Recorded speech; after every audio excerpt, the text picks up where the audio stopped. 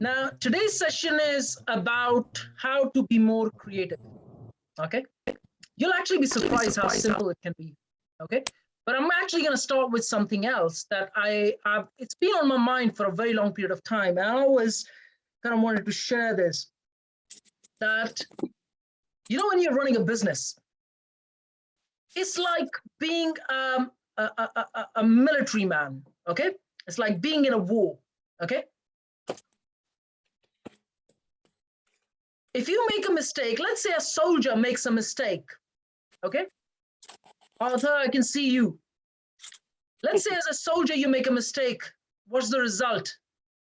You're dead. Dead meat, okay? Here's why most businesses don't succeed. Because they start a business and they think they can take it easy and make mistakes and do whatever the hell they like. When you are in business, you are a soldier, okay? And a simple mistake means you are dead. That means your business is dead. Now keep the same analogy with yourself. The next time let's say when you leave this session and now you start to invest your time in your business, that's the analogy you want to go along with, okay? You are practically a soldier. And you make a small mistake, your business is dead. Okay?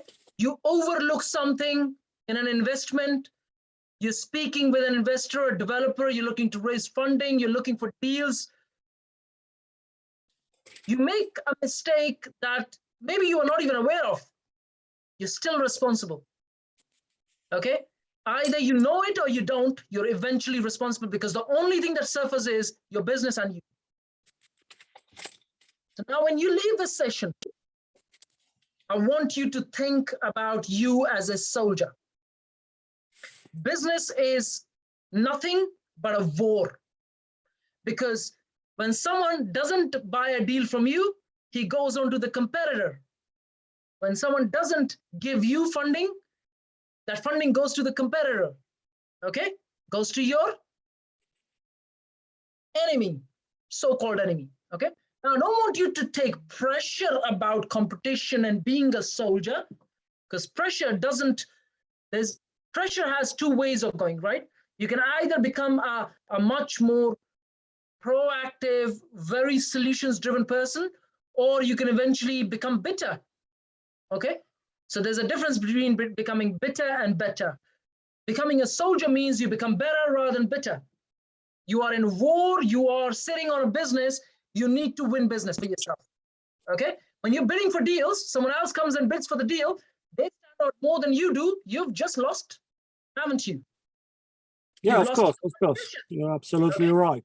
So you are practically a soldier, but like I said, when you take pressure of being a soldier, it has only two ways of going. Either you become bitter or you become better. And I want you to become better. Better as a person, better as a human being, better as a skilled person, and better at doing whatever the hell you're doing. So you stand out from the rest of the crowd. Sure. And that's where your creativity leads. Okay? I'm going to catch this from the creativity point. Okay? Anyone has any questions on what I've shared so far?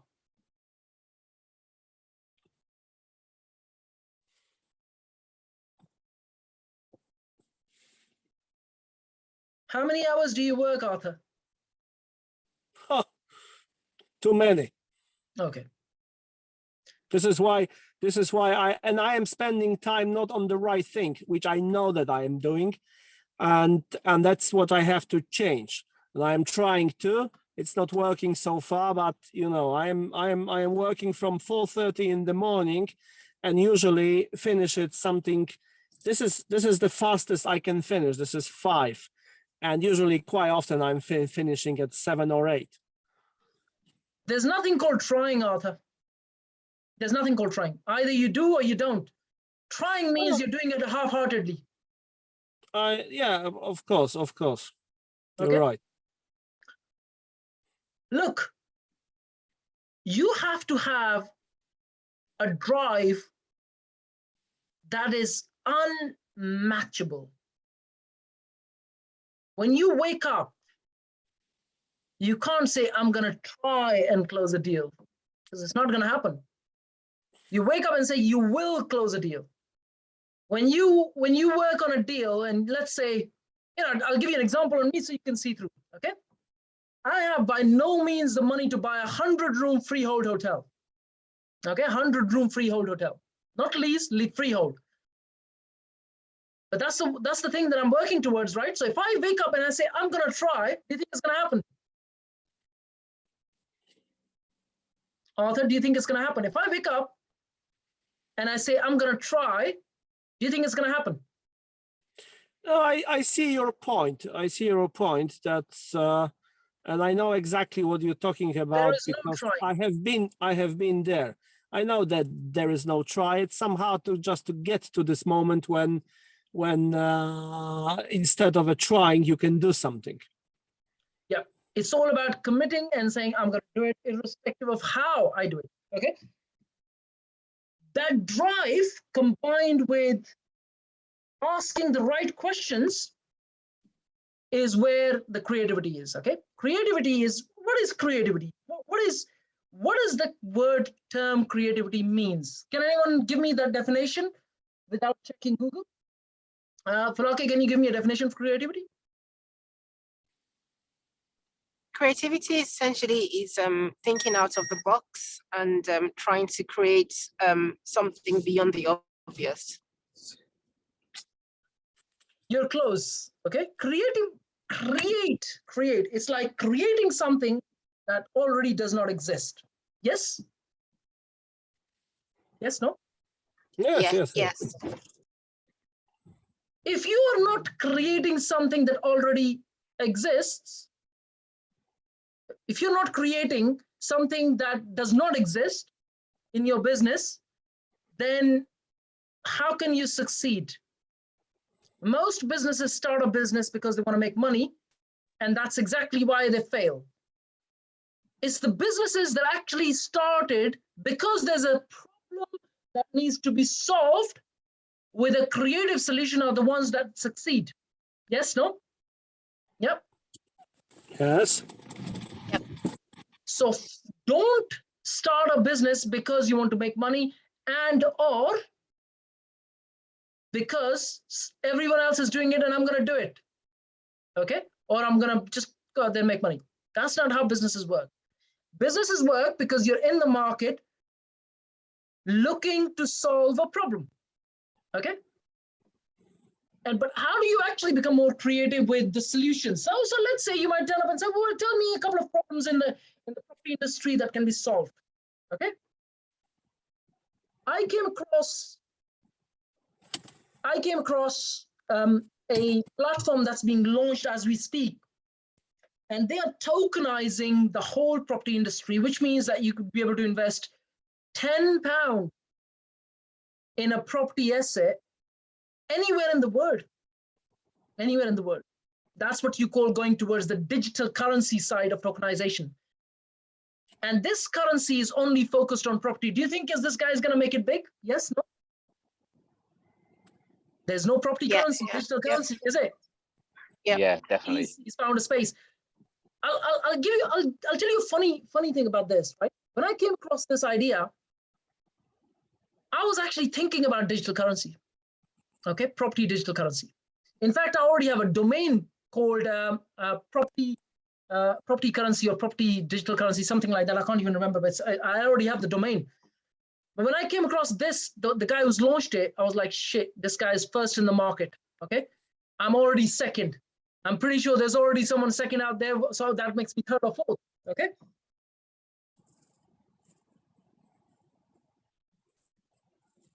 What does the market look like in the next 5 to 10 years?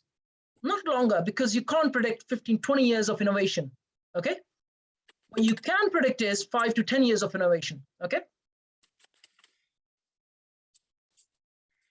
Maybe 15 years as well. I would say 10 to 15 years of innovation can be predicted, but beyond that, I think it's very difficult, okay? Asking yourself questions like, and it goes back to the grow model, you know, my basic question always is, how do I stand out? Okay. And then when you go back to the grow model, what do you ask in the grow model? You ask other people, and then you ask yourself as well, where am I now? Where do I need to be? And how do I get there? Yes, no? Yep. Now, Yes. in the space of how do I get there, okay, you look for challenges.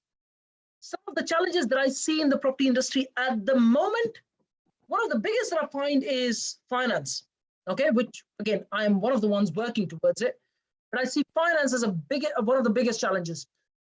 I think we are 7 people here, okay? If you leave me alone, let's say for a second, there's 6 of us. Raise your hand if you want an equity funder.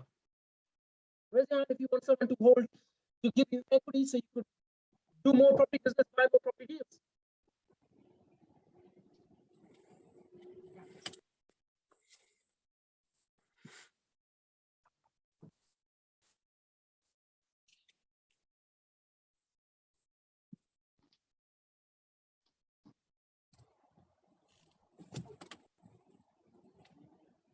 Sorry about that. So how many people had their hand up? Who wants funding, equity funding, so that you could buy more properties? Okay. Now, can you see that there's more people who have their hands up than not? Yes, no? Yes. Okay. Now, I see finance as the biggest challenge in the property industry. Okay. The second one is a systematic way, and I'm going to come back to the funding part so you can see through what I'm thinking. Okay. Another thing biggest challenge that I look at is a systematic way where people could find deals that really stack up. So there are deals and there are deals that really stack up. Now, think about it this way. People come to my platform, and when I say mine, I mean ours, and they find deals that are not stacked up. Yes, they're not appraised. Yes, no? Falaki, let me ask you this question so you'd be able to see through this, right? Yep. So let's say on our platform, the deals are not stacked up, they're not appraised, right? Yeah. That's okay, that's okay. If there was a platform that you only find deals that are fully appraised, would you pay a premium to be a part of that platform? Surely. Can you see that I can see the challenges ahead of us? I'm not working on them. I'm not saying I'm working on them. But just because I'm asking the right questions, like, okay, what is the biggest challenge the industry has? And I always find property equity funding as the biggest. Okay. Do you know why I know this? Just so you know, back in 2017 and 18, I ran a survey online, and I did that extensively, understanding one of the biggest challenge in property industry. Over 60% said funding. Over 65%.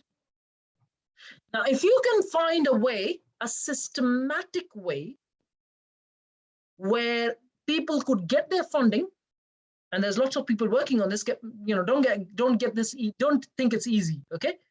There are lots of people working, but if you can find a systematic way where people could raise external funding, you could easily charge a premium for that platform. Yes, no? If there was a platform where instead of just looking at deals, you would look at appraised deals, a lot of people would pay a good, decent premium for that.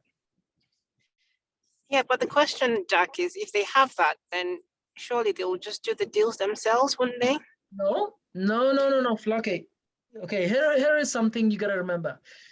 You know, when the likes of Uber was launched, do you think Alan just wanted to go and drive himself? No. If there is a platform that would systemize these 2 big challenges, and I'm pretty sure I can give you a list of 20 other challenges or more, a system that would systemize challenges like these would do really, really well. And the only reason I am able to share this with you is by asking the grow model questions to myself. Does that make sense? Yeah. So creativity is nothing more than, in most cases, just asking yourself questions like, what is the big problem here? What is the elephant in the room that's not being dealt with? And sometimes maybe even the baby elephant. Sometimes maybe even the baby elephant. Sometimes you don't have to pick a very big problem. Sometimes you can pick a very small problem and run with it. But it's all about asking the right questions to yourself.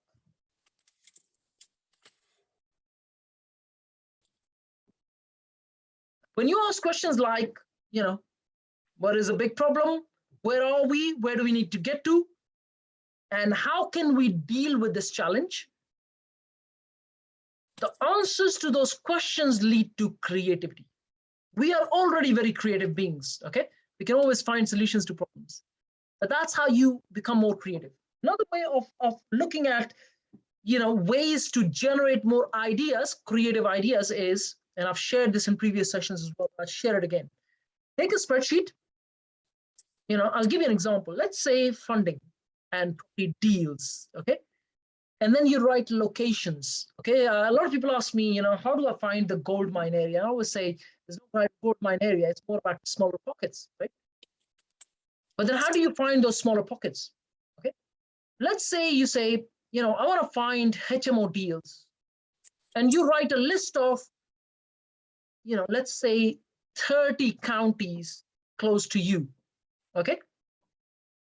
Now you've got homework to do research of the 30 counties of Article 4. Once you've done Article 4 search out of the 30 at this moment of time, because we are in that middle transition bit, I'm pretty sure you'd find that 15 of those areas are not Article 4. Yes, no? Arthur? Falake? Probably, yes. We're kind of going through that transition of Article 4, so eventually it will all become Article 4. Okay? So, but let's say you'll find 50% of those zones as not Article 4. Now you've got 15 areas to explore where you can actually find HMO deals. But how do you do that? You go back to the register, public register, okay? And you start to look for, let's say on a one road, there's two HMOs, but there's, let's say 50 properties of the same size. You've got 48 deals there, direct to vendor deals. Out of those 48, do you think 1, 2 may be ready to sell or negotiate? Highly likely. Okay? Because remember, things are changing in everyone's life. People are always thinking of moving, more freedom, divorces, deaths, all sorts of problems as humans have. There's always people moving around. Yeah. See, I don't want you to just listen to my words. I want you to get a gist of this. Yes? I want you to get a gist of this because this can be applied in anything. This can be applied into finding HMO deals. This can be applied into looking for more funding. This can be applied into coming up with a creative solution into anything. Okay? Let's say you look at your area. I don't know where you all live. Some of you I know, but not all. And let's say you called a plumber and you struggled with him. You called a carpenter, you struggled with him. You called a builder, you struggled with him. There's always a solution when you find, there's always, in every challenge, there's a creative solution and a business idea sitting there. Does that make sense? Theoretically. No, not theoretically, practically. I can show you the stuff.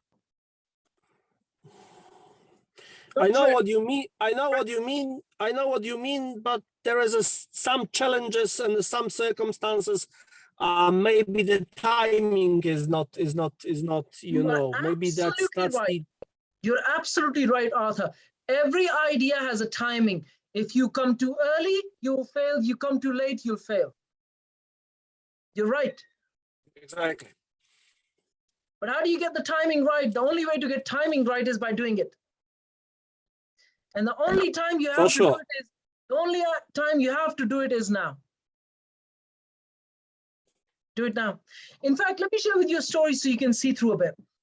There was a woman who came from Russia, to UK back in 1970s. She came here, she started a recruitment agency. 2 years, 3 years down the line, she just gave up. She said, I don't know how to make this work. She went back to Russia.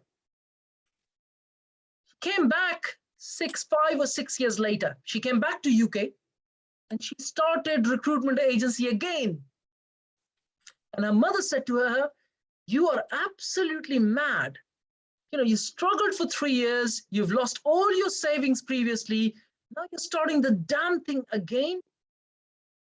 She said, last time when I started, the only reason that I could see was it was wrong timing. I'm going to give it another shot. She started recruitment agency again. She built one of the biggest recruitment agencies in UK back in 1970s. Okay. So yes, timing is crucial. But the only way to be able to find if it is the right timing or not on any idea that you might look at is by doing it. And doing it on a smaller scale so you don't lose a lot of money. Okay. Now I'll give you an example on PEN and how PEN came into the picture so you can see through and how I applied it. When I was thinking of PEN and the whole idea of social media and people connecting with each other and, you know, benefiting from that, the biggest challenge from the survey, like I said, was equity funding. Okay. And by creating this network, I think some of you might have already observed that I bring equity funding on the table. Yes, no? Raise your hand if you've seen me doing that. Get 98% of the total cost of development. Raise your hand if you've seen that. No, for sure, absolutely. Yeah, you have, yeah, okay. The reason I was able to get to that point is because I can bring equity funding on the table. The reason I got to that point is because I started with a question where what is the biggest challenge? And then I asked myself, how can I bring equity funding on the table? I can't do it in every case. I can only do it in few cases, but we're working hard to be able to bring it in more cases. Okay. And the only reason I was able to do it is because I started a network which led to a point where now we're able to bring in that funding. Does that make sense? It makes sense if I can interrupt you a little bit, because the putting question is relatively easy on the stage where okay, I will be talking about myself. Yeah. It's easy for me to put in question. Okay, I have no foundings. This is why I'm struggling. This is why I'm not doing things. But now it comes to the time to have the proper answer how to find it. No, Arthur. What you said just now is not a question. It's an excuse. No. The question is how to find the foundings, but I have to have the right answer, because if I do not have the right answer and I don't know the right answer, I will be continuously in the same mad circle. Arthur, what you are talking about has not a lot to do with creativity, but more to do with your foundation. Okay, so what you are asking, and I'll deal with this question. Okay, what you are asking is, and correct me if I'm wrong, is I don't have the foundation, I don't have the resources. How do I build a property business? Is that right? No, the question is, let's say I have a plan what I would like to do, pretty clear. Mm-hmm. I know the strategy pretty much. And I said, okay, how can I create the funds to make it happen? That's the question. How do I create the funds to make it happen? Do you want to share what the strategy is? The strategies at this moment is service accommodation as a short-term, whatever short-term means, and the best or the far target is to make the land development. Okay.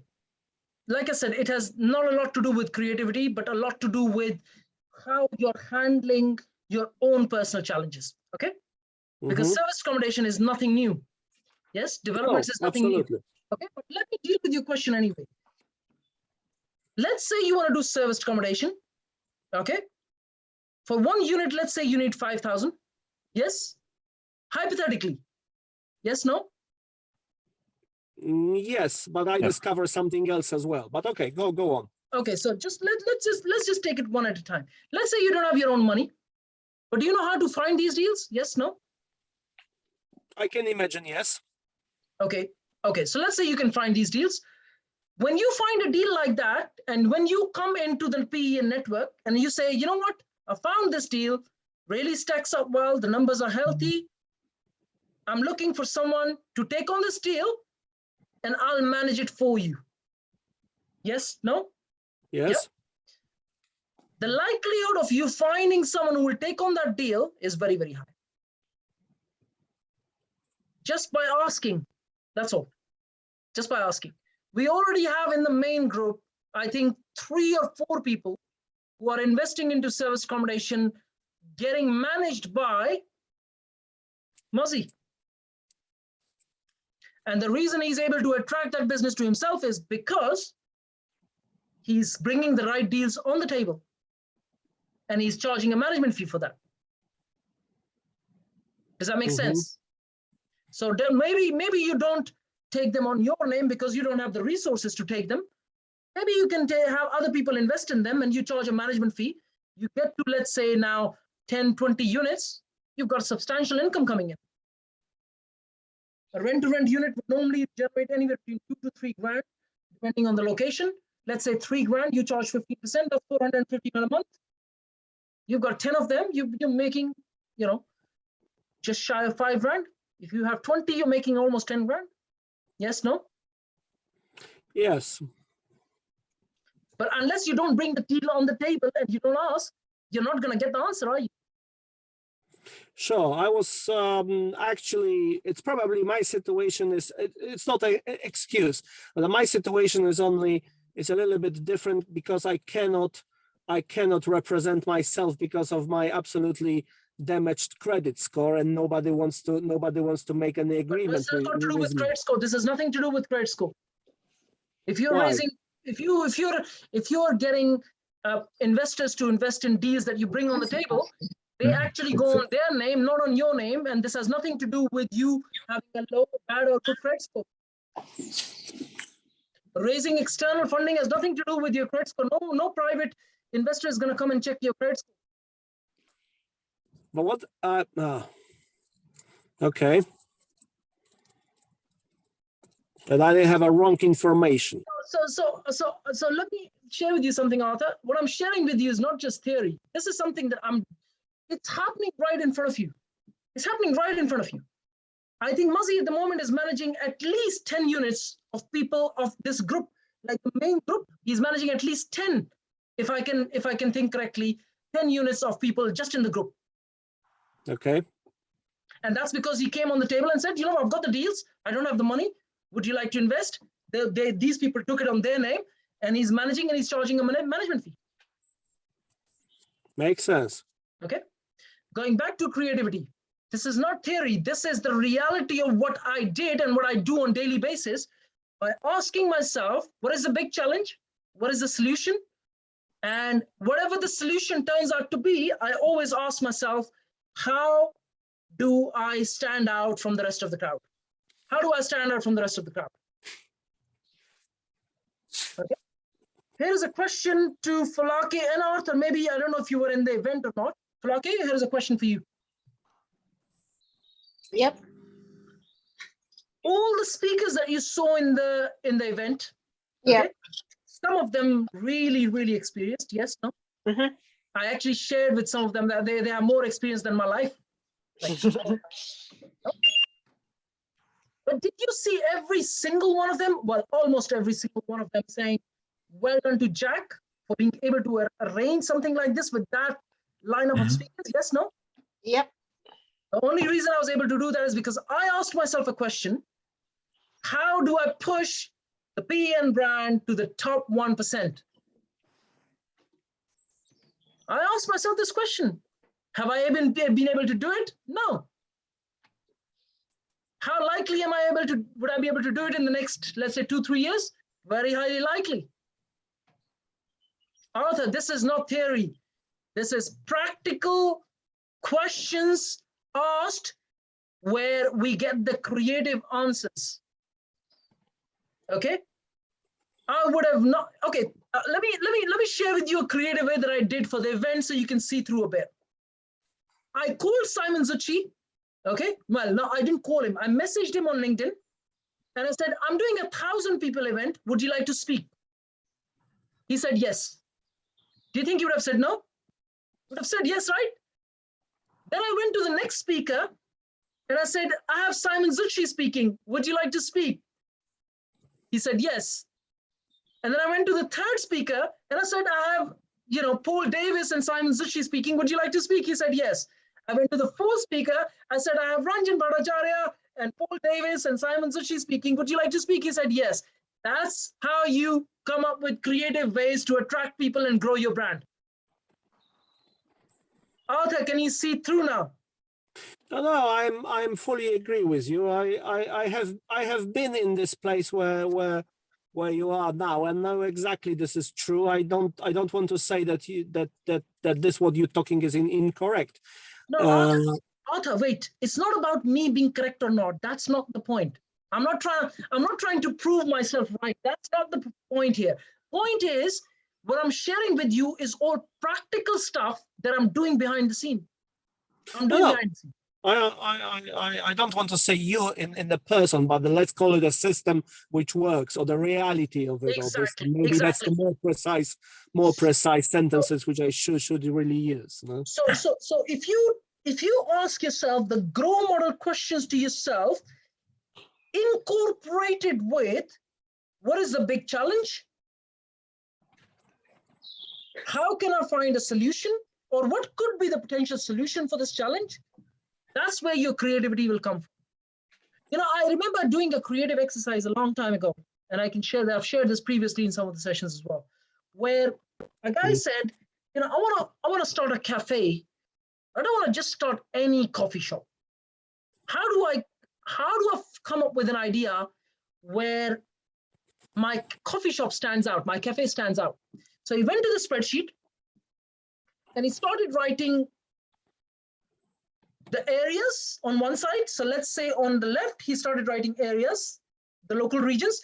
And on the top, he started writing different coffees, Brazilian coffee, Italian coffee, Portuguese coffee. And he started writing different kinds of coffees from different countries that he can actually do. And then he got to a point, can you see this will generate lots of ideas? Yes, no? Because you're doing it on a spreadsheet, it multiplies pretty quickly. And then eventually got to a box where there was Italian coffee, and in that region, there was no Italian coffee. In that town, there was no Italian coffee. He started an Italian coffee. Do you think he succeeded? Yes, no? No Italian coffee in the town. Do you think he will do well or not? Depends on quality, but as you brought this experience here, You're I right. suppose yes. You're right. Remember, there's lots of factors involved. But when you start writing in the town, the first Italian coffee in, let's say, Kent or, whatever region might be, you're more likely to attract a lot more people because It's something new. Yep. Yeah. But you can take the same formula of spreadsheet and you can apply it in pretty much any business or any strategy. Different forms of it, different ways of doing things.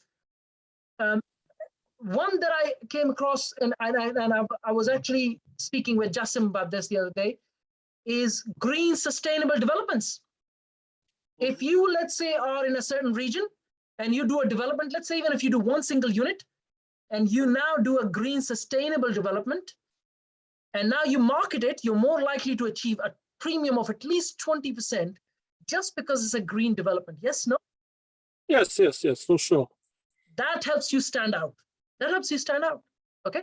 Likewise, a HMO. Have you ever heard of a HMO, green sustainable HMO? There's your gap. Does that make sense? Mm-hmm. Okay. How do you find a way to stand out? How do you find a way to come up with solutions of problems that exist? And the only way to do it is by asking yourself the right questions, either from the grow model or the basic questioning. Like I said, the way I do it is just by asking, what is the big problem here? What is the big problem? And how do I find a creative solution to it? To be able to create something, it can either be a combination of two existing things, it can be a combination of, different things, but all you got to do is just ask the right question. And like I said, the spreadsheet model, it's a great exercise. I've done it. You can do it.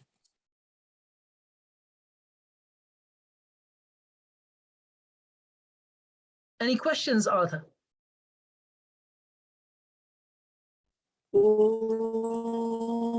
No. I exactly see your point. I know that's it needs to just be we have to go through all of opportunities and try to find I shouldn't say try, but we have to find the right answer and minimize the risks and maximize the simply speaking, we shouldn't looking for a money, we shouldn't looking for a knowledge to provide the right answers. Yes, you should be looking for a solution to a challenge to start a business, not just start a business because you want to make money. No, the money never is the right target, because a lot of people answering, oh, I would like to be rich. The rich for some people is a different meaning. If you want to have a plane, that you probably need £3 million.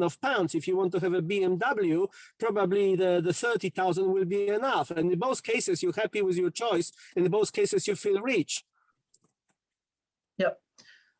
Like I said, it's about asking the right questions. Do you have any questions, Arthur? No, at the moment. Thank you, Jack. It is the drive of asking the right questions that leads to solutions, that leads to decent-sized businesses. Alan, any questions? I don't know when you joined. No questions at the moment, Jack. No, thanks. Emmanuel, I'm not sure when you joined, but do you have any questions?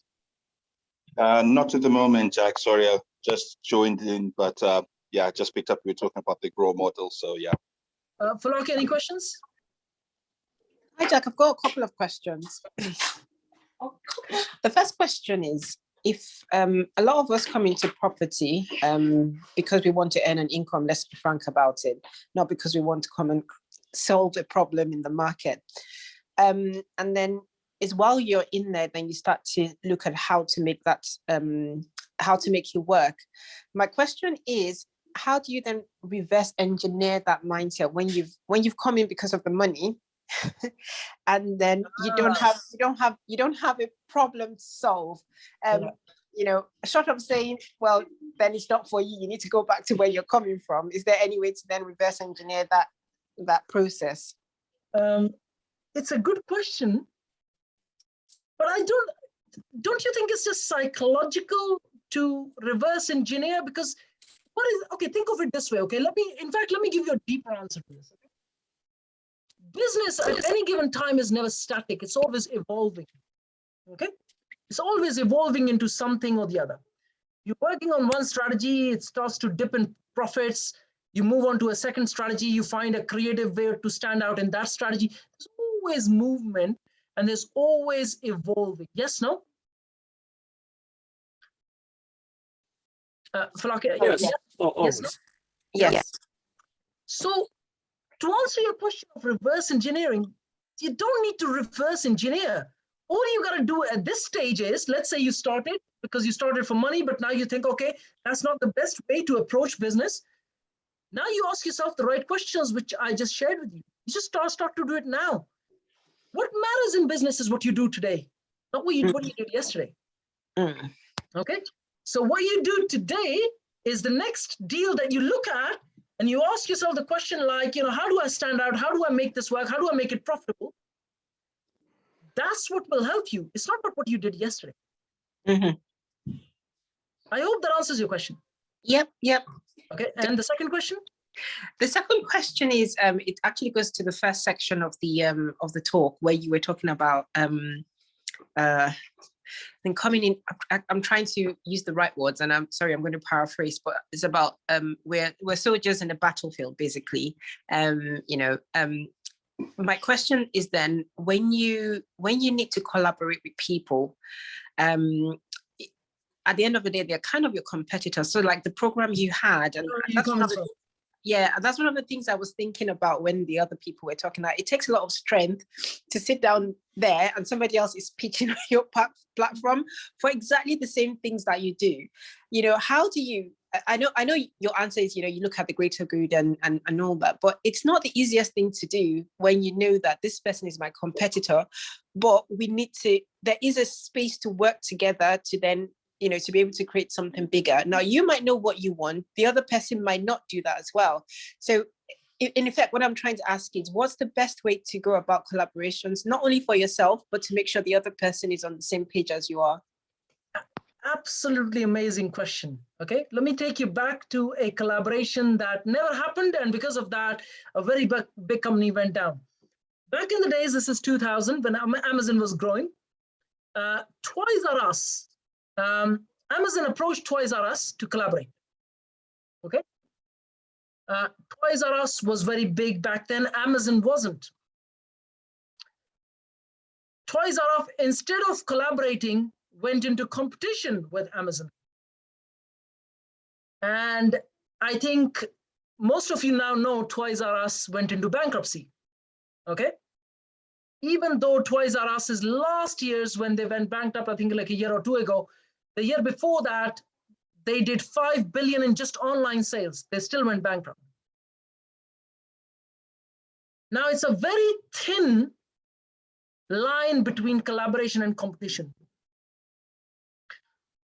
You have to use your instincts at some point, thinking, if I bring a competitor on board to collaborate with me, is that going to benefit my company long term, or is that going to backfire?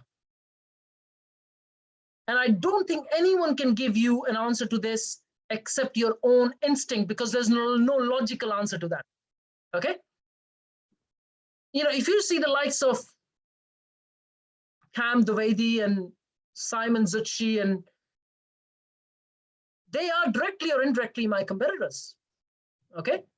And because I am a soldier, I am a soldier. Because we live in this online digital world, before that, it wasn't a problem. You could just compete with them directly and not a problem. But because we live in this online world now, where you are competing with someone sitting in Bangladesh, or you're competing with someone sitting in Philippines, okay? You have to find a creative way to do collaborations.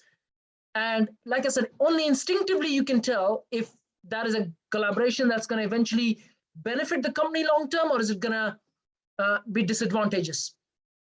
Okay. When I look at, for example, the likes of Simon Zucchi or Dan Taylor, or you know, a whole bunch of people out there, some I don't compete with at all. I just don't. Okay. Because I can't. Okay. Some I compete, but even then I keep them in collaboration because it benefits the company in the long term. Okay. So it's a balance one needs to learn. In fact, I'll give you another analogy, and I think you'll be able to see through this. Okay. You know, if you eat little, you get weakness. If you eat more, you feel strong, but you get inflation. Where is the balance? Are you with me on this? You're a doctor, you know what I mean, right? You know, if you fast too much, it's good for health, but then you feel weakness, you eat too much, you look good, but it's not necessarily good for health, because in the long term, you're going to die sooner, right? Where is the balance? Everything in life needs a balance. And likewise in balance, the only way to tell that collaboration instinctively it's going to be beneficial for you is, like I said, it's just using your instincts. Yeah, there's no other way for you to logically say if this collaboration is right or wrong. There isn't. Flocky, you're muted. Sorry. Yeah, I think the difficulty will be where, you know, maintaining that healthy relationship and jealousy doesn't set in, because you know what you want. You can't really tell the other person as well. And the worry is that that jealousy can set in, or, you know, and what then happens with the integrity of that collaboration as things go. And it's also looking at ways of protecting yourself in the long run, in terms of drawing up those contracts and agreements, so that if you guys then fall apart, then at least your business doesn't take too much of a hit. Let me deal with that question, okay? Because it's a different question you've just asked, okay? Slightly different. I feel that, in fact, you will feel that as well very soon, okay? People who are at the top, very few have jealousy. They have a very collaborative mind, most, not everyone, but most. A very collaborative mind. They're not jealous. They don't care what you do, as long as it's not directly hitting their business, okay?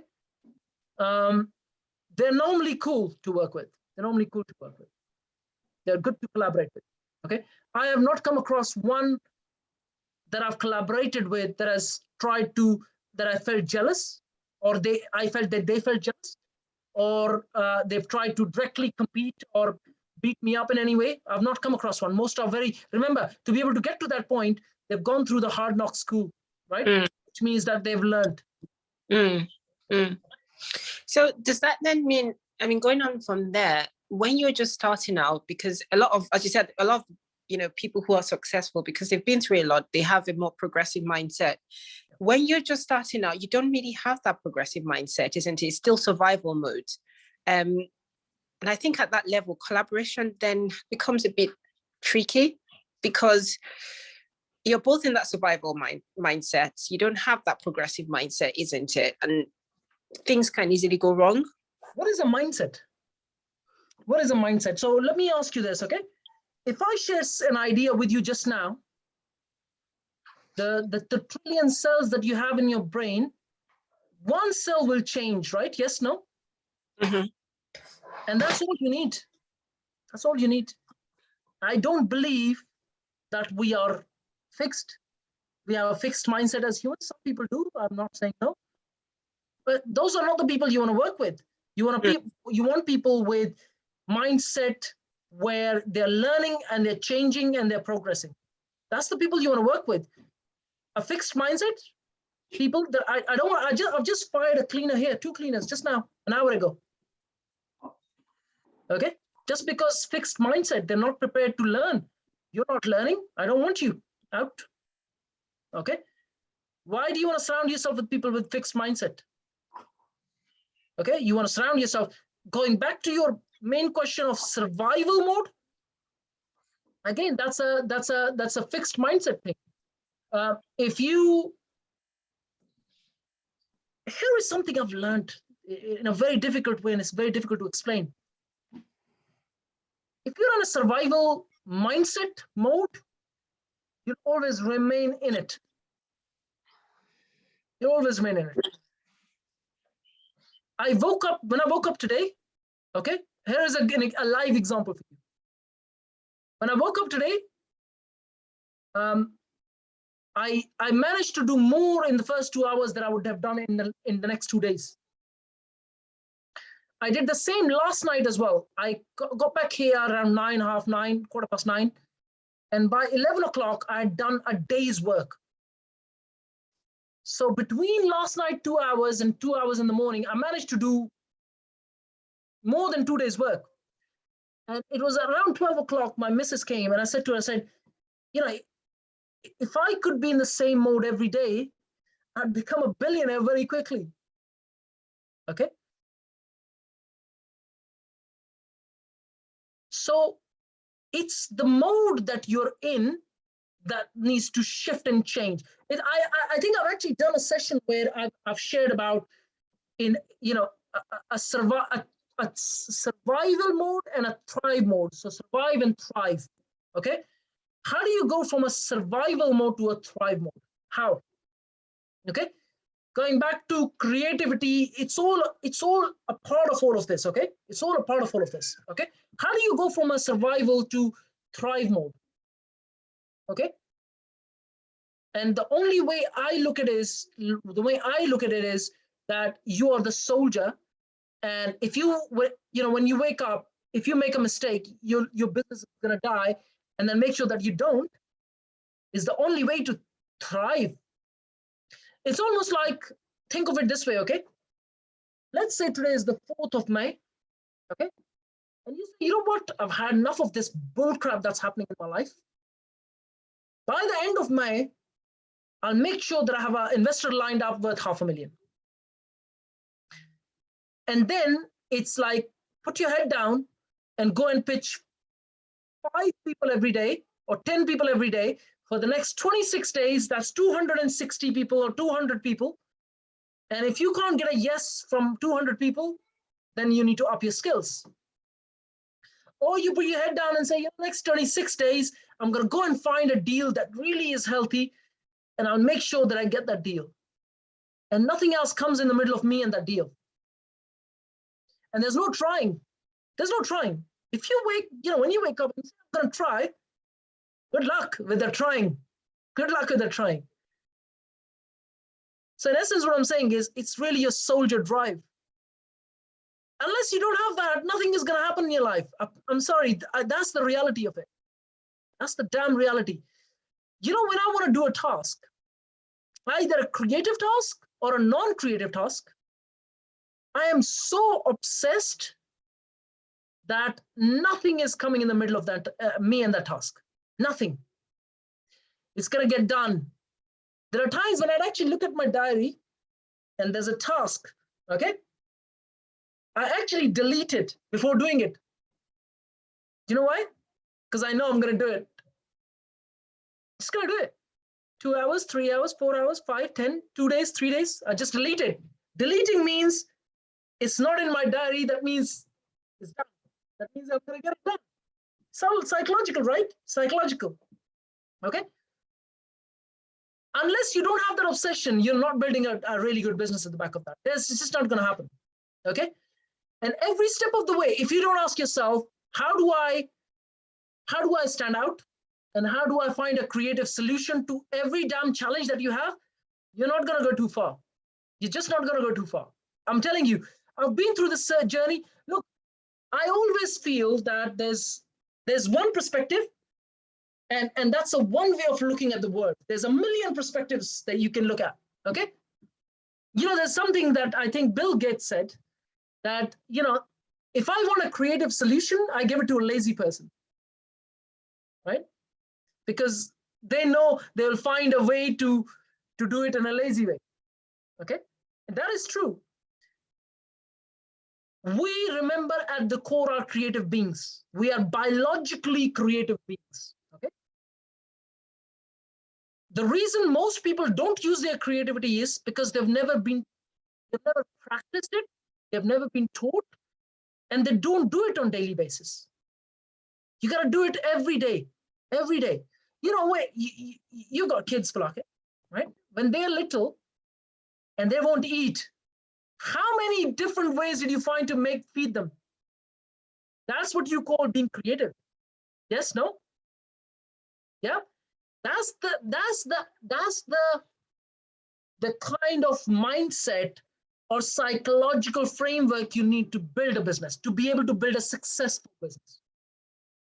Okay? And in fact, that's the kind of drive you need, because you can't leave your kid unfed, can you? Likewise, you can't leave your business unfed. If there's no cash coming in, it's unfed. It's starving. Okay? Yeah. So that is the kind of not just the drive, but the psychological framework you need to be able to build a business. And every step of the way, you have to ask, how the hell do I feed this kid? How?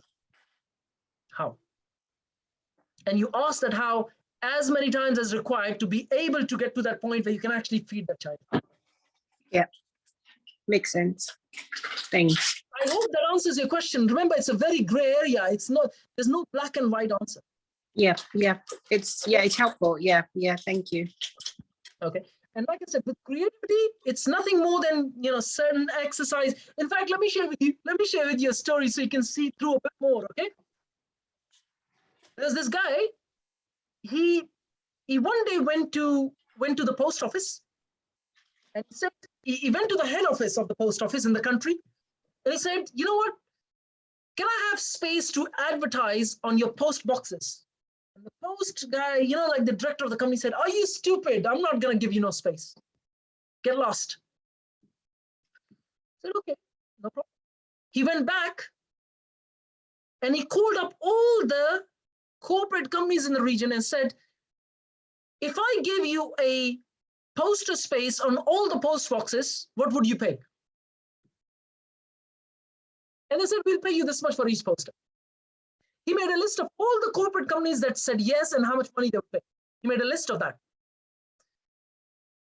And then he took that list back to the director. Guess what happened now? There's money coming in, right? Why would he say no? The director said yes. He built that company for 2 years. He sold that company. Do you want to guess who he sold it to? To the post office. And that was a multi-million-pound deal.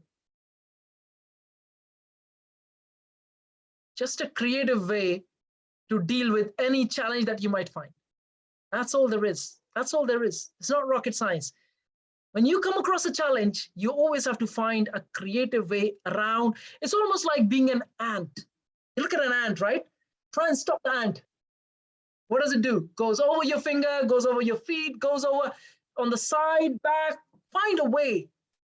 And that's what where your creativity is. Find a way. And by asking yourself the right questions based, like I said, on the grow model or just on the challenges, I have always found decent solutions. I've always found decent solutions. Okay?